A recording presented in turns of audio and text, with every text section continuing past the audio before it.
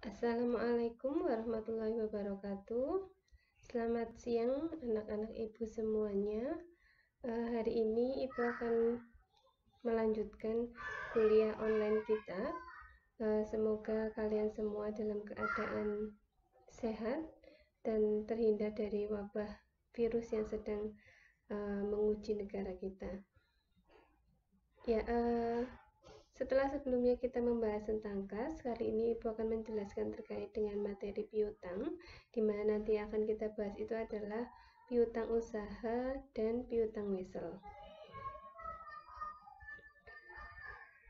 Oke, untuk secara definisi piutang sendiri atau receivable itu adalah mencakup seluruh klaim terhadap entitas lain, termasuk perorangan, perusahaan, maupun organisasi, di mana klaim tersebut timbul karena penyerahan barang atau jasa yang dilakukan secara kredit. Untuk jenis piutang sendiri itu ada 3, yaitu piutang usaha, piutang wesel, dan piutang lain-lain. Dimana nanti dalam pembahasan kali ini kita akan fokuskan pada materi tentang piutang usaha dan piutang wesel. Untuk piutang usaha sendiri itu adalah piutang yang timbul karena penjualan barang atau penyerahan jasa yang dilakukan secara kredit. Materi piutang nanti yang akan kita bahas itu adalah terkait dengan pengakuan piutang, yang kedua piutang tidak tertagih, dan yang ketiga adalah penerimaan kembali piutang yang sudah dihapuskan. Untuk pembahasan pertama yaitu terkait dengan pengakuan piutang, ini sudah kita pelajari pada semester 1 yaitu di mata kuliah pengantar akuntansi 1. Semuanya masih ingat terkait dengan pengakuan piutang atau jurnal apabila piutang itu terjadi. Di sini dicontohkan pada tanggal 2 Maret tahun 2017, PT Gemilang menjual barang secara kredit kepada PT Ciputra Lancar sebesar 10 juta rupiah dengan termin 2/10 N/30. Pada tanggal 4 Maret, PT Ciputra mengembalikan barang kepada PT Gemilang senilai 500.000 karena rusak, dan pada tanggal 10 Maret diterima pelunasan dari PT Ciputra, sehingga dari transaksi tersebut berdasarkan yang sudah kita pelajari, berikut ini adalah jurnalnya.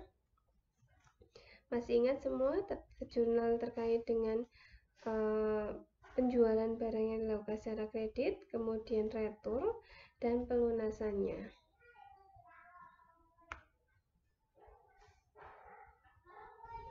Nah, untuk piutang tidak tertagih sendiri, perlu dipahami bahwa semua perusahaan yang memiliki piutang itu memiliki resiko adanya piutang tidak tertagih, sehingga nanti kita akan mempelajari bagaimana metode untuk mencatat adanya piutang yang tidak tertagih, di mana ada 2 metode, yaitu metode penghapusan langsung dan metode cadangan. Di sini juga sudah ada di modul halaman 25. Silakan kalian bisa baca lebih lengkapnya untuk penjelasan mengenai metode penghapusan langsung dan metode cadangan.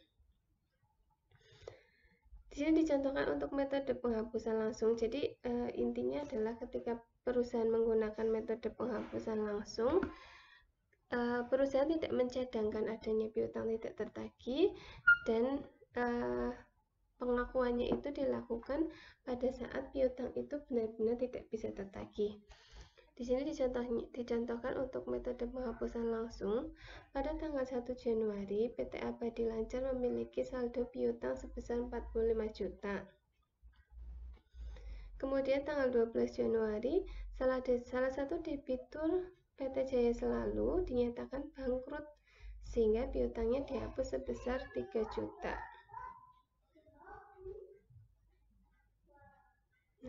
Jurnal yang dibuat oleh PT Abadi Lancar pada saat terjadinya penghapusan piutang itu bisa dilihat, yaitu perusahaan akan mendebet akun beban kerugian piutang dan mengkredit akun piutang usaha senilai 3 juta. Jadi di sini tidak ada pencadangan, perusahaan langsung menghapus saja piutang yang dinyatakan tidak bisa ditagih. Sedangkan untuk metode cadangan, di sini nanti perusahaan tidak langsung menghapus, tetapi mencadangkan terlebih dahulu sesuai dengan estimasi yang dilakukan oleh perusahaan. Di sini dicontohkan pada tanggal 31 Desember, PT Abadi Lancar mempunyai piutang sebelum penyesuaian sebesar 50 juta. Dan saldo cadangan kerugian piutangnya itu adalah sebesar 200.000. Ini saldo awalnya. Kemudian perusahaan mengambil kebijakan bahwa perusahaan akan mengestimasi atau mencadangkan kerugian piutangnya sebesar 1% dari saldo piutang. Nah, sehingga ketika akhir periode, perusahaan akan melakukan cadangan sebesar 1% dari saldo piutang yang ada. Kita hitung 1% dari 50 juta, yaitu 500.000. Nah, pertanyaannya, kenapa nominal yang di jurnal adalah 300.000? Nih, kenapa nominal yang di jurnal itu 300.000, padahal ketika dihitung 1%-nya itu adalah 500.000. Nah, yang perlu diperhatikan di informasi tadi perusahaan memiliki saldo awal cadangan kerugian piutang 200.000. Sehingga yang kita jurnal nominalnya itu adalah sisanya, yaitu 300.000. Sehingga 200.000 ditambah 300.000 sama dengan 500.000, yaitu 1% dari 50 juta.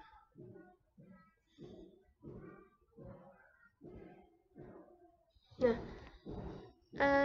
di sini untuk ketika perusahaan menentukan kebijakan, di sini kan di contoh yang ilustrasi sebelumnya, perusahaan menentukan 1% dari saldo piutang. Nah, sebenarnya ada dua metode yang bisa digunakan oleh perusahaan untuk menentukan atau mencadangkan piutang. Itu sebenarnya ada dua metode. Yang pertama adalah berdasarkan persentase penjualan kredit, dan yang kedua berdasarkan persentase dari piutang usaha.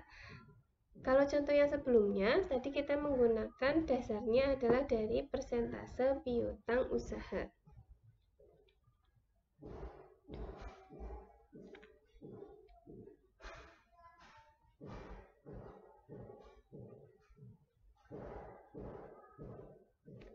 Nah, bedanya apa? Mungkin ini bisa lebih jelasnya kita lihat di modul halaman 27. Kita lihat modul halaman 27.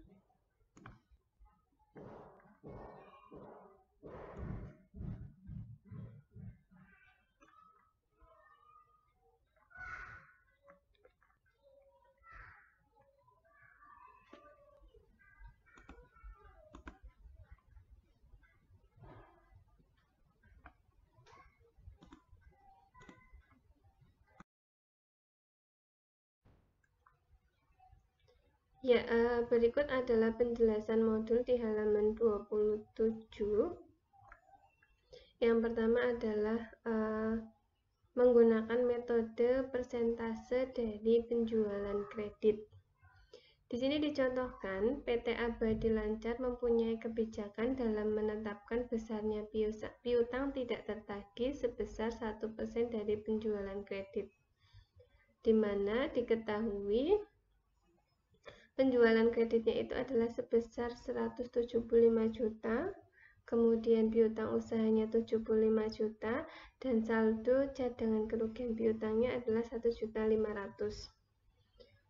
Nah, berdasarkan data di atas, jika dihitung 1% dari penjualan kredit itu adalah 1.750.000, sehingga jurnal yang dibuat oleh perusahaan adalah dengan mendebit akun beban kerugian piutang dan mengkredit akun cadangan kerugian piutang sebesar 1.750.000.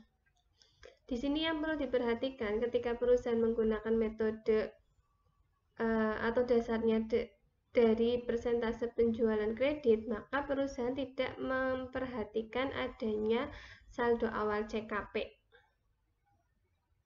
Nah, sedangkan apabila perusahaan menggunakan metodenya atau dasarnya adalah dari persentase piutang usaha, maka perusahaan harus memperhatikan adanya saldo awal CKP. Nah, di sini dicontohkan, manajemen PT Abadi Lancar mempunyai kebijakan dalam menetapkan besarnya piutang tidak tertagih adalah sebesar 2% dari saldo piutang usaha.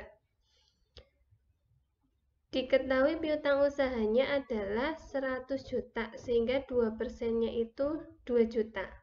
Nah, 2 juta ini tidak langsung dijurnalkan, tetapi dikurangi dengan saldo cadangan kerugian piutang yang ada, yaitu 750.000, sehingga nominal yang dijurnal itu hanya sebesar 1.250.000.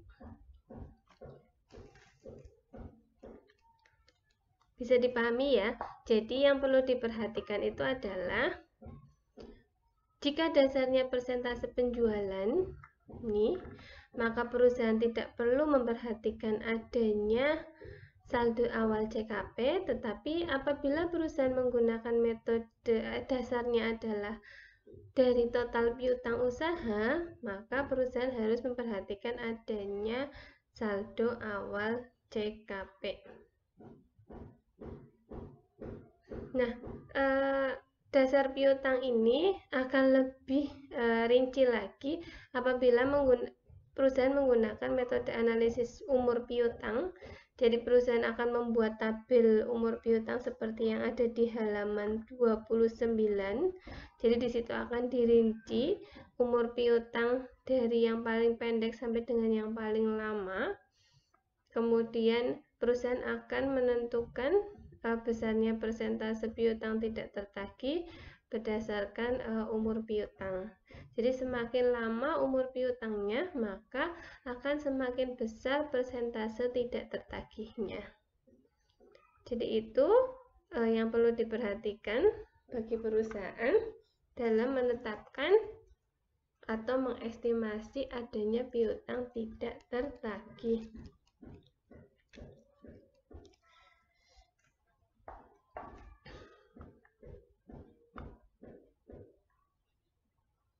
Ya, untuk lebih jelasnya bisa kalian pelajari di modul sampai dengan halaman 30 terkait dengan estimasi piutang tidak tertagih. Kemudian yang ketiga, selanjutnya itu adalah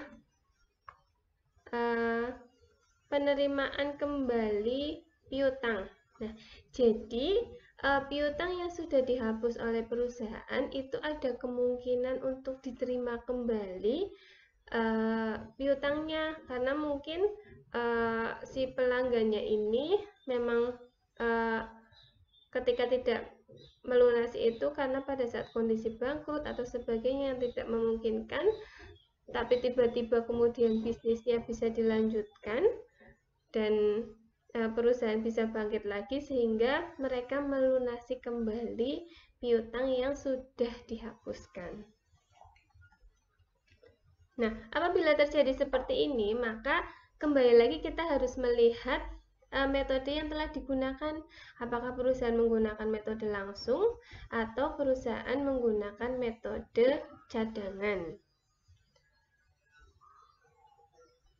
Nah, untuk penjelasan bagaimana penerimaan kembali piutang, baik metode penghapusan langsung maupun metode cadangan, bisa kita lihat di modul halaman 30, di mana ketika perusahaan menerima kembali piutang yang telah dihapus, hal-hal yang perlu diperhatikan adalah yang pertama, perusahaan melakukan langkah yaitu memunculkan kembali piutang yang telah dihapus, dan yang kedua mencatat kas atas pelunasan piutang yang telah dihapuskan.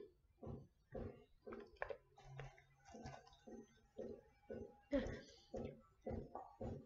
untuk perusahaan yang menggunakan metode penghapusan langsung, jadi perusahaan tidak melakukan cadangan, maka apabila terjadi penerimaan kembali piutang, di sini dicontohkan pada tanggal 25 Maret PT Kurnia Abadi memberikan kabar kepada PT Jaya Selalu bahwa akan melunasi hutangnya sebesar 10 juta. Nah, maka piutangnya itu akan dimunculkan kembali.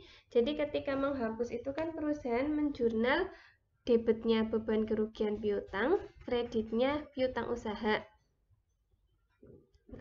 Sehingga piutangnya akan dimunculkan kembali dengan membalik jurnalnya, yaitu mendebet piutang usaha ini didebetkan, kemudian mengkredit beban kerugian piutang. Dan nominalnya adalah 10 juta. Nah, setelah piutang ini muncul, maka jurnal yang kedua itu adalah mendebet akun kas dan mengkredit akun piutang usaha sebesar 10 juta. Nah, jurnal ini dilakukan atau dibuat apabila penghapusan piutang dan penerimaan kembali piutangnya terjadi pada periode yang sama. Jadi, belum dilakukan jurnal penutup. Nah, kalau penghapusan dan penerimaan kembalinya dilakukan pada periode yang berbeda atau sudah dilakukan jurnal penutup, maka akun beban kerugian piutang itu kan sudah dienolkan. Sehingga perusahaan akan membuat jurnal pertamanya berbeda, yaitu mendebet akun piutang usaha dan kreditnya adalah pendapatan lain-lain. Kalau nominalnya sebesar 10 juta, ya di sini dituliskan 10 juta. Untuk jurnal yang kedua sama, yaitu mendebet akun kas dan mengkredit akun piutang usaha.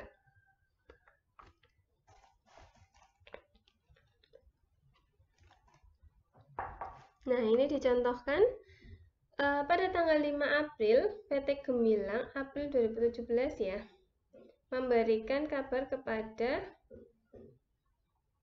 PT Maju bahwa akan melunasi utangnya pada tanggal 10 April sebesar 15 juta. Yang sebelumnya dinyatakan tidak tertagih dan dihapus pada bulan atau tanggal 30 Desember 2016.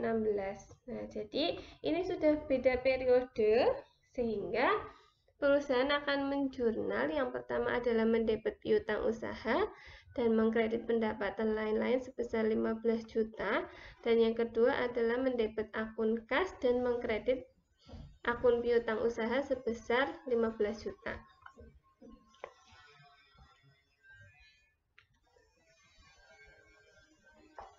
Nah, apabila perusahaan menggunakan metodenya cadangan atau perusahaan melakukan cadangan, maka jurnalnya ketika ada penerimaan kembali piutang adalah mendebet akun piutang usaha dan kreditnya adalah cadangan kerugian piutang.